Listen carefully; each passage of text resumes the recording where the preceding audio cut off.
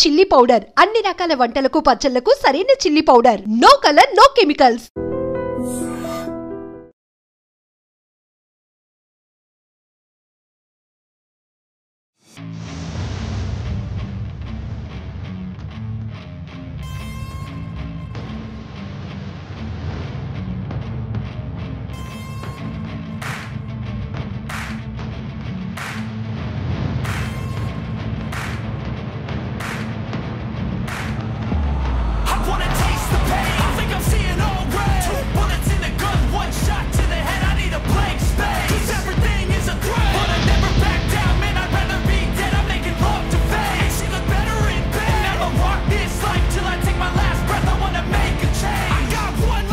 తమిళనాడు జాలర్ల వలకు ఒక అరుదైన చేప చిక్కింది.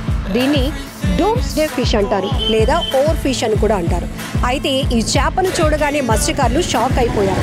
ప్రమాదం ముంచుకు రాబోతోంది అంటూ భయపడుతున్నారంట. ఇంతకీ అసలు ఈ వెల్లువెత్తుతున్నటువంటి ఈ వదంతులకు సంబంధించి సోషల్ మీడియాలో కూడా చాలా ఇంట్రెస్టింగ్ వార్తలు నడుస్తున్నాయి. ఈ డూమ్స్డే ఫిష్ అనేది సునామీలు, భూకంపాలు, తుఫాన్లు లాంటివి వచ్చినప్పుడు ఎక్కువగా తీరానికి కొట్టుకు వస్తాయి. కాబట్టి ఇవి తుఫాన్లు, సునామీలకు సంకేతంగా మత్స్యకారులు అయితే ఫీల్ అవుతున్నారు. తిరువైకులం తీరంలో వేట కొనసాగిస్తున్నటువంటి మత్స్యకారుల వలకు ఈ చేప చిక్కింది. ఈ ఓవర్ ఫిష్ గురించి అనేక కథనాలు కూడా సోషల్ మీడియాలో ఇంట్రెస్ట్ గా వైరల్ అవుతున్నాయి. అయితే సైంటిఫిక్ రీజన్స్ ఏవీ లేనప్పటికీ జపాన్లో 2011లో వచ్చినటువంటి సునామీకి ముందు ఈ ఫిష్లు ఎక్కువగా తీరానికి కొట్టుకొచ్చాయి. దానికి సంకేతంగా, అంటే ఇలాంటి సునామీలు, ప్రకృతి వైపరీత్యాలు సంభవించే ముందు ఈ ఫిష్లు ఎక్కువగా కనిపిస్తూ ఉంటాయి, తీరానికి కొట్టుకొస్తాయి.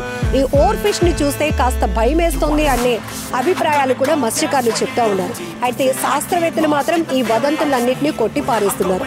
అనారోగ్యం కారణాల వల్ల కావచ్చు, ప్రకృతి వైపరీత్యాల వల్ల, సముద్రంలో నెలకొన్న వాతావరణ పరిస్థితుల వల్ల మాత్రమే ఈ ఓవర్ ఫిష్లు, డూమ్స్డే ఫిష్లు తీరానికి కొట్టుకొస్తాయి. అంత భయపడాల్సిన పరిస్థితులు అయితే ఏమీ లేవు. కానీ వదంతులు ఏవైతే వస్తున్నాయో, సునామీలు, భూకంపాలు ముందు ఈ ఫిష్లు తీరానికి కొట్టుకొస్తాయి అని వాటిని మాత్రం శాస్త్రవేత్తలు ఖరాఖండిగా కొట్టిపారేస్తున్నారు. ఏదేమైనా ఇప్పుడు ఓవర్ ఫిష్ గురించి పూర్తిగా డీటెయిల్గా తెలుసుకోవాలనే ఆసక్తి నెటిజన్లలో పెరిగింది. సో మనం కూడా కొంత డీటెయిల్స్లోకి వెళ్దాం. అసలు ఈ డూమ్స్డే ఫిష్ని ఓవర్ ఫిష్ అని ఎందుకు పిలుస్తారు? ఇవి ఎక్కడుంటాయి? ఏ చోట తీరంలో ఎక్కువగా జాలర్లకు చిక్కుతూ ఉంటాయి? ఎలాంటి పరిస్థితుల్లో తీరానికి కొట్టుకు వస్తాయి? ఈ వదంతులపై సైంటిస్టులు ఏమంటున్నారు? ఫుల్ డీటెయిల్స్లోకి వెళ్దాం.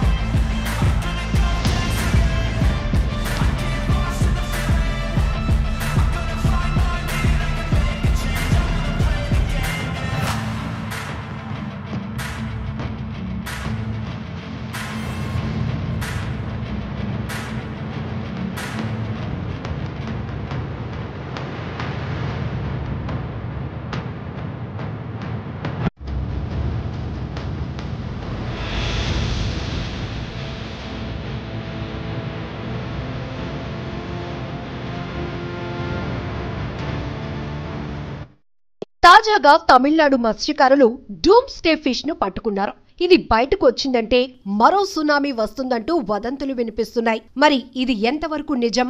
తమిళనాడుకు చెందిన మత్స్యకారులు తాజాగా తిరువైకులం కోస్ట్ దగ్గరలో ఓ వింతైన చేపను పట్టుకున్నారు. అయితే ఇది చూసేందుకు చాలా పొడుగ్గా సిల్వర్ కలర్ లో ఉంది.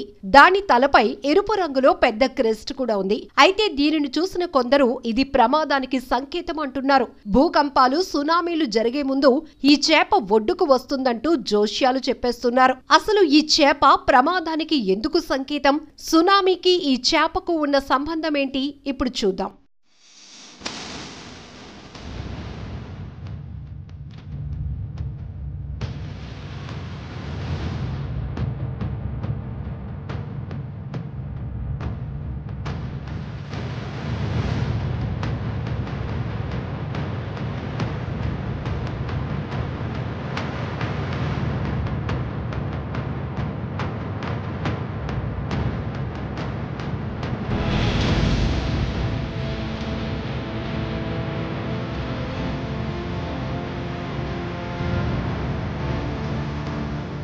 ఓవర్ ఫిష్, సముద్రంలో ఉండే ఈ వింత జీవిని ఓవర్ ఫిష్ అంటారు. ప్రపంచంలోనే అతి పొడవైన ఎముకని కలిగి ఉన్న ఫిష్ ఇది. దాదాపు 11 మీటర్లు అంటే 36 అడుగులు పెరుగుతుంది. పొడవైన పాములాగా కనిపించే ఓర్ ఫిష్ సముద్రంలో లోతైన ప్రాంతంలో జీవిస్తుంది. 200 నుంచి 1000 అడుగుల కంటే ఓర్ ఫిష్లు లోపల జీవిస్తాయి. ఈ సముద్ర జీవులు హాని చేసే రకం కాదు, పైగా చాలా అరుదుగా కనిపిస్తాయి. అవి చనిపోయినప్పుడు లేదా అనారోగ్యంతో ఉన్నప్పుడే ఎక్కువగా కనిపిస్తుంటాయి. అసలు ఈ ఓర్ ఫిష్ కి సునామీతో సంబంధం ఏంటి? ఇదేగా మీ డౌట్. జపాన్ కు చెందిన కొన్ని సంస్కృతులలో ఓర్ ఫిష్ గురించిన ప్రస్తావన ఉంది. సముద్ర దేవుడు వీటి ద్వారా సందేశం ఇచ్చినట్టు భావిస్తారు. సముద్రంలో భూకంపాలు వచ్చే ముందు ఇవి తీరానికి వస్తాయంటారు. ఈ నేపథ్యంలోనే నీటి అడుగున జరిగే భూకంపాలు, సునామీలను ఈ జీవులు అంచనా వేస్తాయని నమ్ముతారు. 2011లో ఏమైందంటే, జపాన్లో 2011లో సునామీ వచ్చిన విషయం అందరికీ తెలిసిందే. అయితే ఆ సమయంలో నెలలోపు 20 ఓర్ ఫిష్లు కనిపించాయని, ఆ తర్వాత జపాన్లో సునామీ భూకంపం వచ్చినట్లు చెప్తారు. అప్పటి ఈ ఓర్ ఫిష్లను డూమ్స్ డే ఫిష్ గా పిలుస్తారు. తాజాగా తమిళనాడు ఓ ఓర్ ఫిష్ దొరికింది. కొద్ది రోజుల ముందే తస్మానియా వెస్ట్ కోస్ట్ లో చనిపోయిన ఓర్ ఫిష్ కనిపించింది. ఈ రెండు దాదాపు కొద్ది రోజుల్లోనే కనిపించడంతో సునామీ, భూకంపం వస్తాయనే భయం కొందరిలో పెరిగింది. ఇటీవలే లెవియాథన్ ప్రస్తావన గురించిన వార్తలు చాలా వైరల్ అయ్యాయి. వాటిని ప్రపంచ అంతానికి చిహ్నంగా భావించి వాటికి సంబంధించిన పలు స్టోరీలు కూడా సోషల్ మీడియాలో తెగ హల్చల్ చేశాయి. ఇప్పుడు ఓర్ ఫిష్ గురించి కూడా ఎక్కువగా వినిపిస్తోంది. దీంతో సముద్రంలో ఏం జరుగుతోందని, అందుకే ఇవన్నీ వినిపిస్తున్నాయని చాలా మంది భావిస్తున్నారు. శాస్త్రవేత్తలు మాత్రం ఈ వదంతులు తోసిపుచ్చుతున్నారు. ఎందుకంటే వారి నమ్మకానికి సంబంధించి ఎలాంటి శాస్త్రీయ ఆధారాలు లేవు. అవి బయటకు రావటానికి అనారోగ్య కారణాలు అయ్యుండొచ్చని, సముద్రంలో వాతావరణ మార్పులు కూడా వాటిని బయటకు వచ్చేలా చేస్తాయని, అంతేకాని ఈ ఓర్ ఫిష్లకు సునామీకి ఎలాంటి సంబంధం లేవని చెప్పేస్తున్నారు. కాబట్టి వదంతులు నమ్మకపోవడమే మంచిదని కూడా చెప్తున్నారు.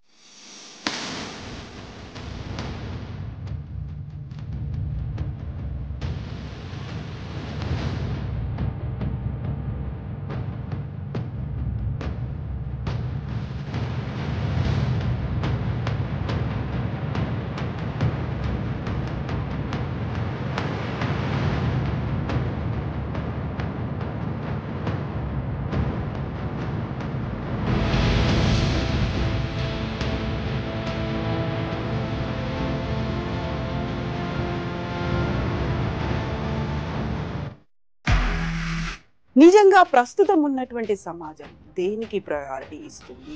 ఆర్థిక సంబంధాల చుట్టూ మాత్రమే తిరుగుతుంది. మళ్ళీ ఎన్నికలంగానే చాలా విరక్తి కలుగుతాం.